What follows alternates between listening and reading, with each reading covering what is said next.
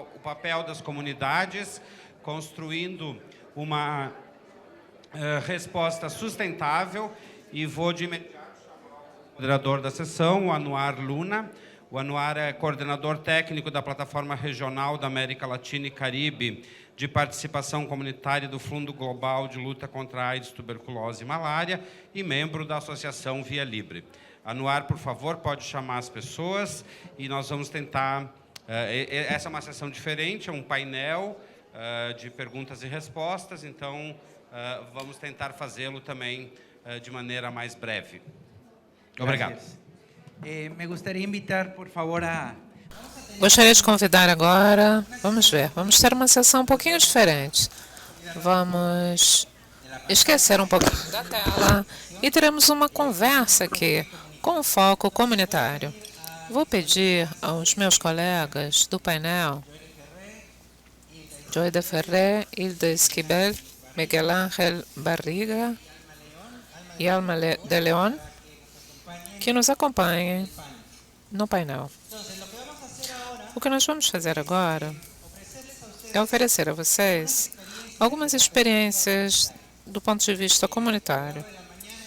Ao longo da manhã, nós ouvimos muitas vezes sobre a importância da participação e das contribuições da comunidade em todos os ciclos de implementação da resposta do HIV. Então, escolhemos 4 áreas da resposta comunitária, todas muito diferentes, para que as pessoas convidadas pudessem compartilhar essas perspectivas com vocês. A dinâmica será a seguinte. Para cada um dos palestrantes, eu vou formular uma pergunta. Eles terão 10 minutos para responder. E depois que tivermos concluído com a rodada de perguntas, vamos abrir o fórum para que vocês façam perguntas adicionais. Eu vou colocar os óculos em primeiro lugar, porque sem óculos não enxergo nada. E, em primeiro lugar, gostaria de começar a apresentar vocês os membros do painel. Temos aqui Yoire Ferrer, coordenador da rede de pessoas com HIV, e também vice-presidente do MSP de Cuba. Vem de Havana, Cuba, bem-vindo. E depois teremos a cara colega Alma de León, de Guatemala. Alma é coordenadora regional, diretora regional do ITPCL Latino. E também teremos no painel a companheira Hilda Esquivel, secretária regional na América Latina.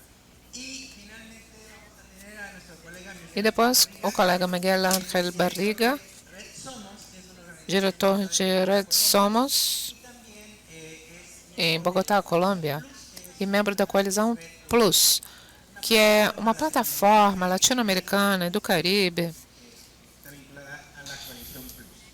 ligada à Coalizão Plus. Começo fazendo uma pergunta. Hoje pela manhã tivemos a apresentação do Dr. Manuel Romero, de Cuba. Ele falava sobre a importância da contribuição das organizações da sociedade civil na resposta ao HIV.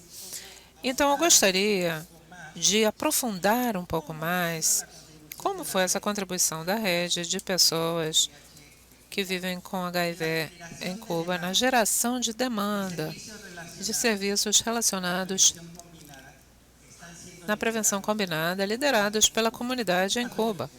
Eu passo o microfone para você agora. Quando tivermos alcançado 10 minutos, eu vou fazer um sinal e você vai me entender, tá bom? Eu te juro que eu não vou chegar aos 10 minutos. Acho que o nível de cansaço aqui se nota nos rostos das pessoas, então eu serei breve, eu prometo. Nós que restamos aqui, não é que por sermos os últimos seremos os piores, tá bom? Agradeço o convite para o painel e falo em nome aqui não só da rede de pessoas que vivem com HIV, mas também falo em nome de outras redes que participam e se articulam na resposta ao HIV em Cuba. No cenário cubano, que sempre foi um cenário bem apologético, sempre foi centrado, e eu tenho alguns colegas aqui da UNAIDS, do Fundo Mundial, da OPAS, e podem dar fé àquilo que eu menciono. A situação e o contexto, de fato, até político no país, é, assim, bem complicado.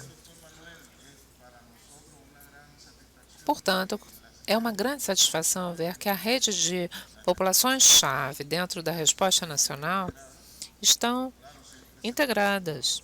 É claro que pode-se formular qualquer tipo de insatisfação, em termos até de conflitos, porém sempre se encontram soluções. Graças a esse cenário de grupo operacional de eliminação da AIDS, que é um grupo no nível do governo, liderado pelo governo, onde sentam-se à mesma mesa para a tomada de decisões, tanto as redes comunitárias quanto os representantes de todos os setores da sociedade civil. Desde a educação até a saúde, é ali que o governo toma decisões, ali onde se ouvem as vozes das populações-chave. Nos últimos 2 anos da pandemia, foi fundamental para Cuba e também para o Programa Nacional contar com a participação das redes comunitárias. Quando se fala de mitigação, para o impacto da pandemia nessa época, temos que falar daquilo tudo que nós fizemos, de nós que saímos na linha de frente para manter o pacote de prevenção, tendo as pessoas no foco, levando as medicações às populações vulneráveis. Nem combustível agora, nem petróleo chega a Cuba, muitas vezes. E a possibilidade de levar alimento às pessoas acima dos 50 anos, às pessoas transgênero desprotegidas, esse foi o trabalho que nos coube nessa época.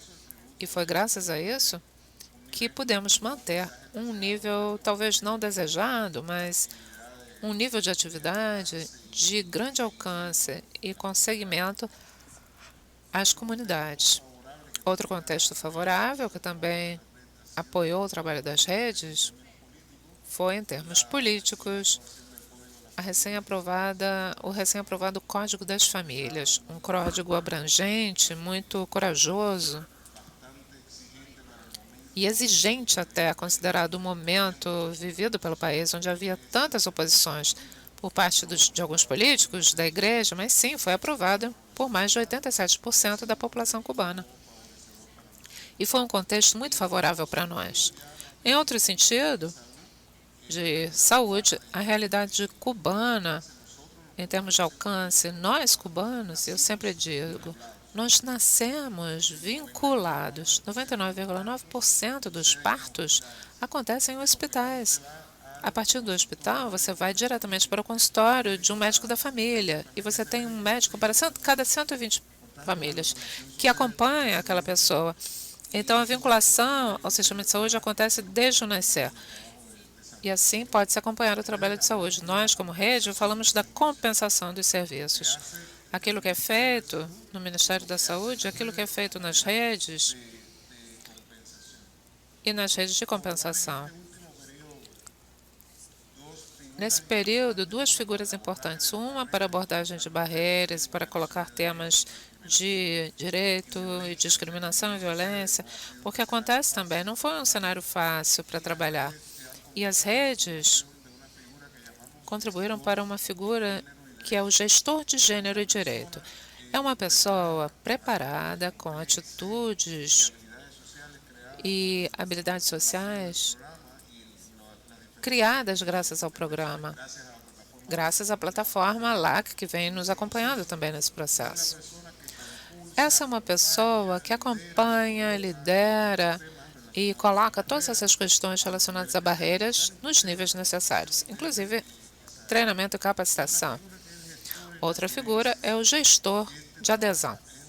Ele ou ela trabalham no lado de pessoas com HIV que trabalham vinculado com o Programa Nacional, em todos os níveis. No nível da policlínica, uma policlínica que abrange toda uma população. Essa pessoa trabalha vinculada à enfermeira, ao médico de família, resgatando os observados, aqueles que não conseguem a supressão viral, etc. E, como eu dizia, há muitas coisas que nós poderíamos contar, mas não queria me estender, dada a hora.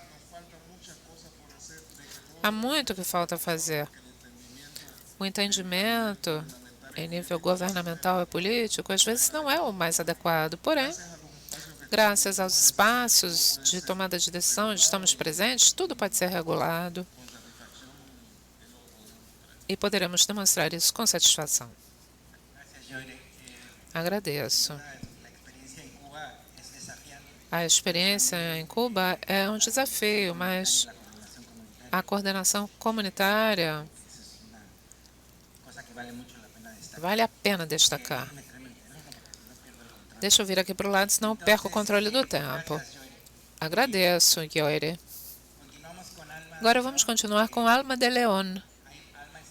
Alma está liderando já há muito tempo uma série de ações regionais relacionadas a processos de monitoramento liderados pela comunidade.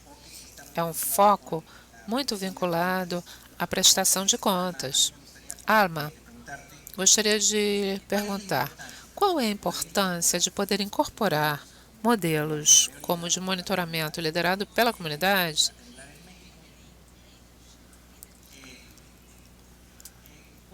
Qual é essa importância? Por que é tão importante incorporar enfoques dessa natureza de monitoramento do ponto de vista comunitário para você poder ter sistemas de vigilância, de prestação de contas dentro dos programas da América Latina? Nos conte aí, como foi a experiência de vocês? Agradeço, Anuari, e todos aqueles que aguentaram até essa hora. Agradeço em meu nome, em nome de todo o painel. Bom, falando da sustentabilidade, da prestação de contas, diria que está em voga isso, esse tema de CLM, ou MLC, em espanhol. Mas como se transcreve esse MLC e por que é importante? É importante porque já há muito tempo as populações-chave, pessoas com HIV, muitas vezes nos veem como pacientes, e só. Pacientes dos serviços, são pessoas que talvez estejam inativas. Porém, o que nós queremos é justamente mudar esse sistema, essa forma de pensar, que não apenas faz parte do sistema de saúde, mas até dos nossos pares. Por isso, precisamos educar e fortalecer nossos pares. Esse modelo nos leva por certas fases, começando e atravessando a educação e o tratamento e toda a capacitação técnica do HIV com ênfase na medicação, porque, como vocês sabem, eu represento uma organização que visa dar acesso a tratamento por parte de populações que assim necessitam. O MLC, porém, não deve ser implementado única e exclusivamente no tema de acesso ao tratamento. Pode ser implementado em várias disciplinas. Mas aqui falamos de melhora da saúde e da resposta e apoiar em 2030 a eliminação da epidemia. Precisamos colocar as pessoas em tratamento. A história demonstra que as pessoas tratadas, que aderem ao tratamento, apoiarão a mitigação. Então, continuamos na cascata, no contínuo de serviços de tratamento de saúde. Se temos pessoas sendo tratadas e se soubermos quais são os determinantes sociais de saúde que não estão permitindo essas pessoas ter acesso ao tratamento ou recebê-lo de forma sustentável, então buscamos. E, a propósito, esse modelo eu amo porque deixa de lado a questão do enfrentamento e passa a transformá-lo num diálogo com as autoridades, com as nossas instituições, na busca de soluções conjuntas, desenvolvendo planos de melhoria e aprimoramento. Vamos dizer, num centro de saúde, por exemplo, num posto de saúde, as pessoas param de atender. Muitas vezes, alguns abandonam o tratamento, mas não é que abandonem, simplesmente interrompem o tratamento. E é por um determinante social de saúde, não é que não queira continuar. Ninguém quer morrer e parar de se tratar, mas não tem como chegar aos hospitais para fazer as consultas de revisão, por exemplo, tendo a recomendação como a da MLC a cada 3 meses, talvez, mas isso é feito. Alguns países da região, onde a pessoa precisa frequentar mensalmente ou até com mais frequência, e quando são 2 ou 3 pessoas na família, ainda mais frequentes.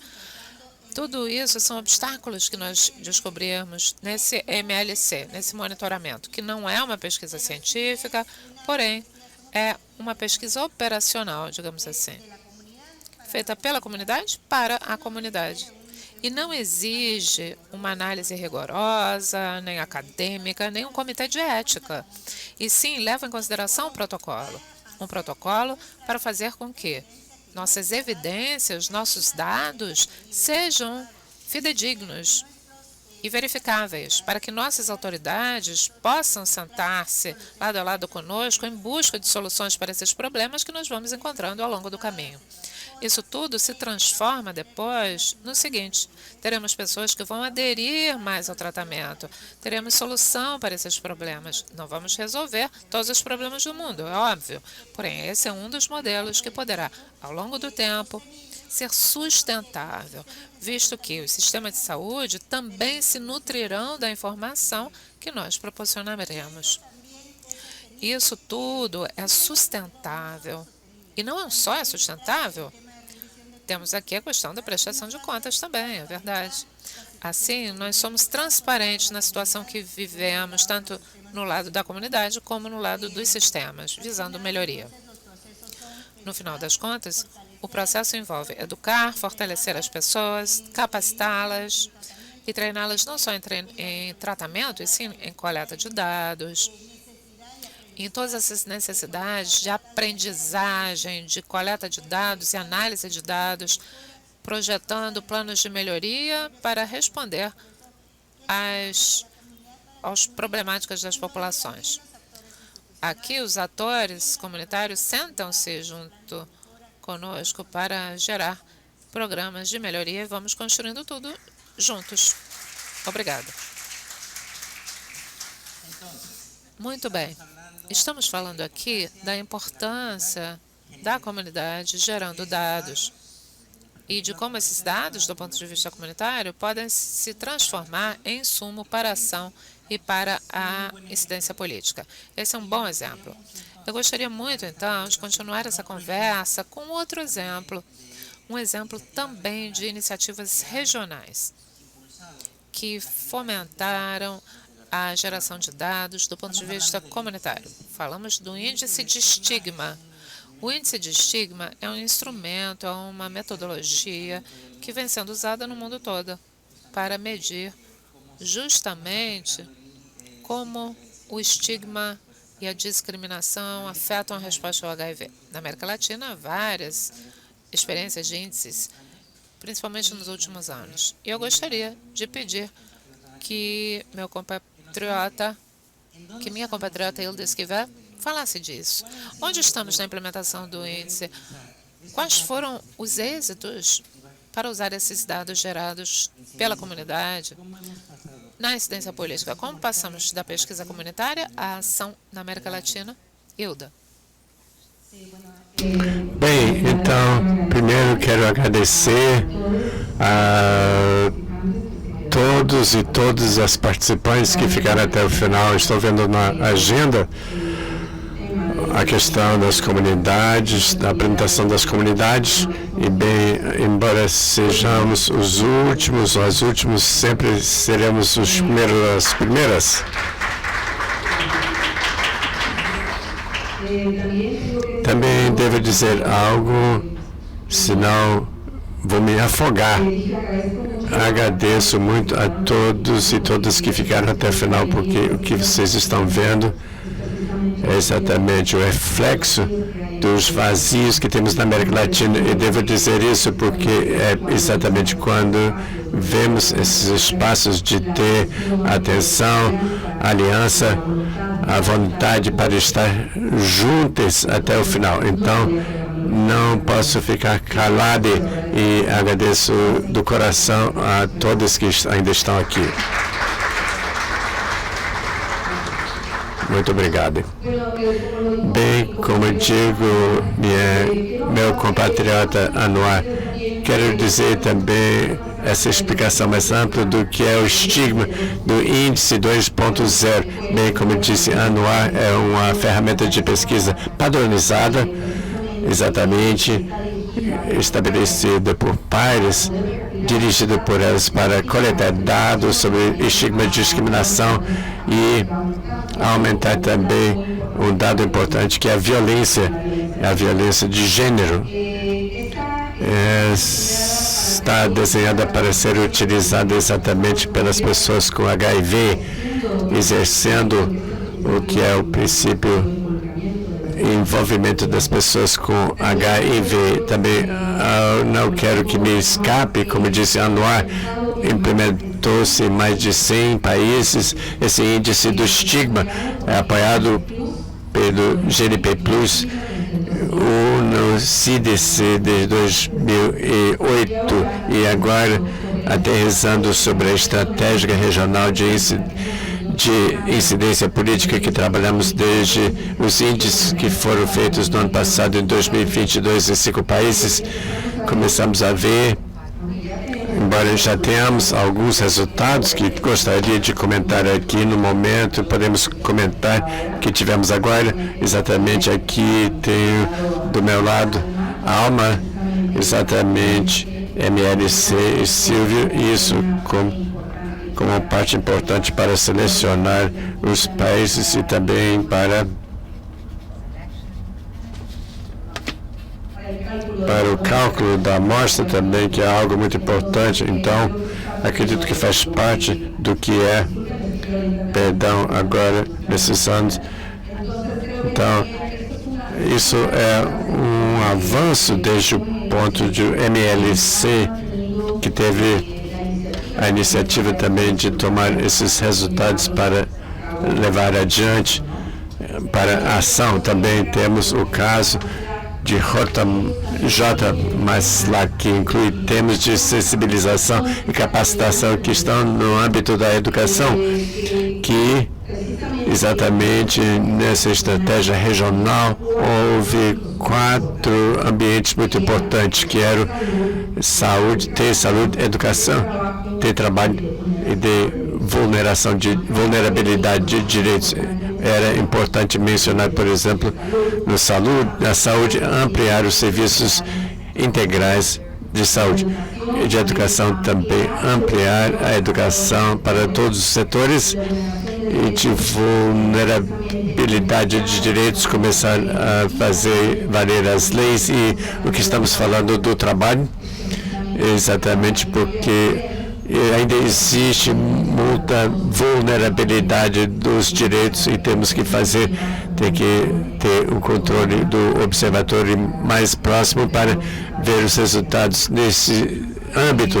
E também gostaria de comentar que, embora não esteja dentro desses índices de países, gostaria de comentar que a Argentina, ano passado, exatamente aprovou uma lei, essa lei de 1991, mas mudou exatamente o contexto, que agora abre a possibilidade, a perspectiva, com perspectiva de gênero.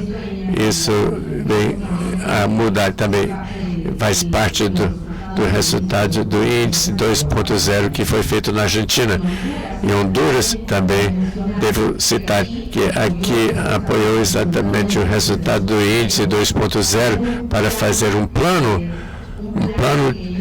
Eles fazem exatamente, eu tenho que olhar aqui a folha, exatamente um plano de ação para quinquenal que faz sobre os direitos das pessoas que vivem com HIV. Isso também serviu para esses dados para poder realizar e ter como esses dados a cada 5 anos, ou seja, um plano quinquenal de dados. Falamos da implementação e também da aplicação de leis que protegem as pessoas com HIV. E também algo que trago aqui, algo muito importante, quando falava tenho aqui no celular, pode segurar aí o microfone, aqui, que foi feito o índice em outros países, e tenho aqui porque, bem, era impossível gravar isso totalmente, eu memorizar, mas eu decorar, aliás, Cazaquistão, na Ásia Central, Cazaquistão, um relatório sobre discriminação e violência das mulheres usuárias de drogas, as mulheres com HIV, as trabalhadoras sexuais e também as mulheres privadas de liberdade, que também é um setor muito esquecido, e também quero dizer que se fez em Gana, exatamente, que fica na África Ocidental, para contribuir a um grupo de trabalho que é importante, também fala sobre o que estava falando há poucos minutos, e fez uma ficha informativa com o fim de implementar as leis que protegem também os direitos das pessoas com HIV, que também possa exercer seus plenos direitos como toda e qualquer outra pessoa. Acredito que até aqui Anuar, não sei se tem mais alguma coisa. Com prazer estou aqui para responder ou comentar. Muito obrigado. Aplausos, sim. Deixaremos os aplausos para o final. Então passamos a palavra das respostas da comunidade. Entre pares, falamos da geração de dados para ação. E há outro tema que também é muito importante, que nos preocupa muito, que é a questão da sustentabilidade da sociedade civil e dos sistemas comunitários de resposta. No contexto dos projetos do Fundo Mundial, há todo um foco sobre transições para a sustentabilidade. Então, gostaria de perguntar a Miguel Ángel a experiência da Rede Somos em contribuir para potencializar que esses processos ajudem a sustentabilidade das organizações da sociedade civil, como foi feito na Colômbia, a experiência para a sustentabilidade depois da saída do Fundo Mundial. Bem, então, boa tarde a todos, todas e todes. Quero começar me referindo que estamos no painel que representa o que somos os sistemas comunitários na resposta ao HIV, e que somos um sistema que se complementa e se articula entre si. A resposta à vigilância social, ciência política e a prestação de serviços. É o primeiro, que é um pouco tem a ver com work to understand how we function with these community systems. Compreensão externa de como vê os governos acadêmicos, mas também internamente como nos vemos como sociedade civil, porque prestar serviços é exclusivo da necessidade de ciência política para maiores respostas e mais eficazes com qualidade para as pessoas. Não há prestação de serviços para a comunidade, senão a vigilância sobre a quem corresponde garantir os direitos da saúde dessas pessoas. Então, posso dar muitos exemplos. Primeiro, e parece que bem chave, porque o painel representa isso, essa discussão, digamos, em diferentes espaços, mas o que ainda exige entender essa compreensão. Frente à resposta, quero me referir à própria rede Somos, que nós somos um coletivo que cresce, como muitos de vocês e nós outras, em coletivo gay, pessoas vivendo com HIV, que faz isso, digamos, de maneira representativa de uma comunidade. Sim, o projeto do Fundo Mundial chegou, e como tantos projetos na Colômbia, o projeto do Fundo Mundial potencializou o coletivo Somos, a rede Somos, durante 5 anos. Possibilitou, fortaleceu uma estratégia de pares para mais 1.400 líderes pares das comunidades-chave, grande capital que investiu o Fundo Mundial Global, que potencializou a organização social. Sim, nós dizemos, a rede Somos, nós somos filhos desse processo de sustentabilidade do Fundo Mundial. No entanto, posso dizer, não existe a questão de pai e mãe, uma crítica para os financiadores frente à sustentabilidade. Qual é o plano de saída o tempo inteiro? Com respeito, parece uma ameaça. Eu vou. O Fundo Mundial, nesse caso, fez um investimento enorme nas organizações, potencializaram com suas intervenções e a discussão, mas como rede Somos, essas organizações, no entanto, mudam o modelo e esqueceu o Fundo Mundial, que a mudança de modelo havia uma transição do que foi feito. Então, 152 organizações que terminaram em 2016, dissemos agora, quem certifica que somos os especialistas em fazer testes, por exemplo, em fazer busca ativa de casos e canalizar nossos pares ao serviço de saúde. E nos dizem o principal setor, não sou eu, não é meu papel, o Ministério da Saúde, nós não podemos nos certificar porque vocês não são nada. Somos implementadores, organizações de um projeto e se chama de uma única serviços comunitários bipolares, ou seja, digamos, encontramos essa situação e que faz a rede Somos, sim, consciência política, podemos dizer que temos que nos reconhecer, sim, o que nós aprendemos a fazer, que já sabemos fazer, é que colocamos um projeto grande como o Fundo Mundial, seremos reconhecidos legislativamente e tecnicamente e normativamente, mas quando começa a discussão justo com a transição, então você não pode falar de um modelo de transição, uma mudança de modelo de financiamento com as subsídios e desconhecer tudo que já foi feito, sim, mas além disso, porque em política pública e financiamento isso se chama o dano, e começamos a trabalhar. O primeiro exercício que fizemos foi ver a necessidade de nos juntar, de nos reconhecer como a rede comunitária dentro do sistema de saúde. É um elemento fundamental, sim, que começamos a dizer agora. Bem, somos organizações sociais, uma rede comunitária de prestação de serviços, e nós prestamos, e isso é o segundo, reconhecer-nos, exigir reconhecimento como prestadores do serviço de saúde. Isso bem, então, em 2016, foi uma onda, vocês não são instituição, não estão habilitados, e fizemos crítica, e fizemos isso para agitar e fazer denúncias, mas além disso, fazemos isso, mas além disso, estávamos convencidos de que também poderíamos fazer testagem e encaminhar pacientes com estratégia de adesão, e tivemos que brigar interna e externamente para nos reconhecerem como prestadores de serviços. Então, o primeiro é a necessidade de fazer uma rede comunitária. O segundo é nos nomear.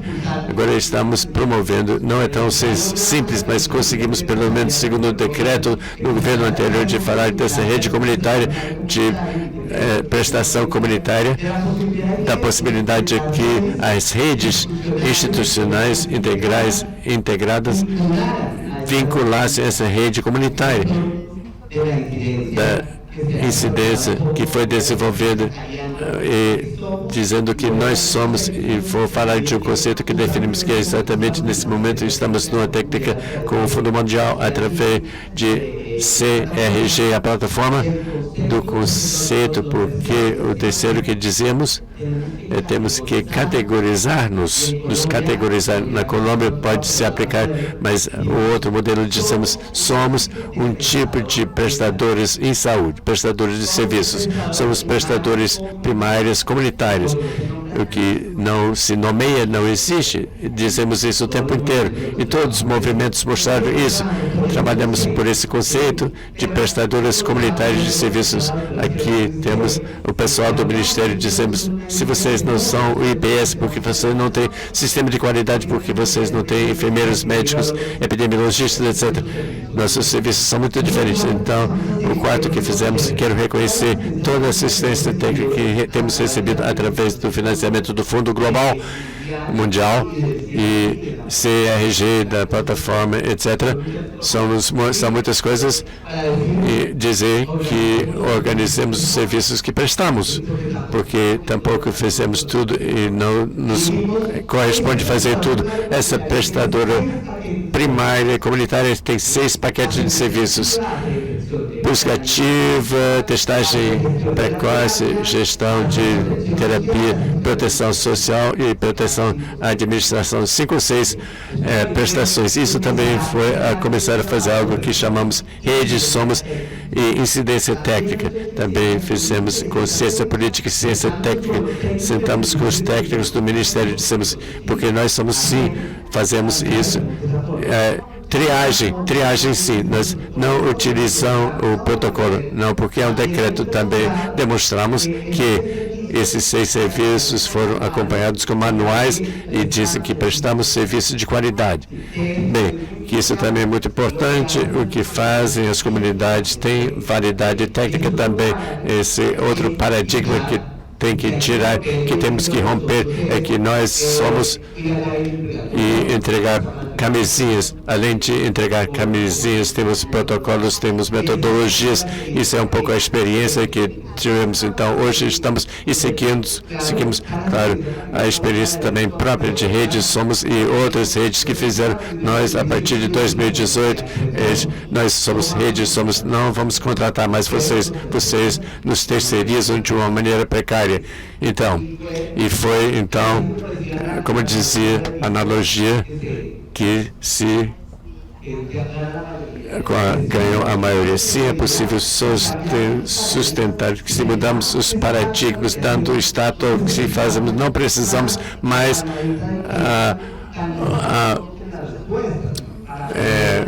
para ter tudo que vocês nomearam aqui. Isso nós fazemos. Hoje precisamos não um tapinha nas costas, normativa institucional e reconhecimento financeiro. O sistema de saúde do sistema de proteção social deve custear também e gerar as possibilidades de arquitetura institucional para pagar nossos serviços, porque quando vocês fazem estudos de custo-efetividade, se mostra que a intervenção é economicamente através de ações da sociedade de base comunitária. Então, a sustentabilidade é possível com essa mudança de paradigma.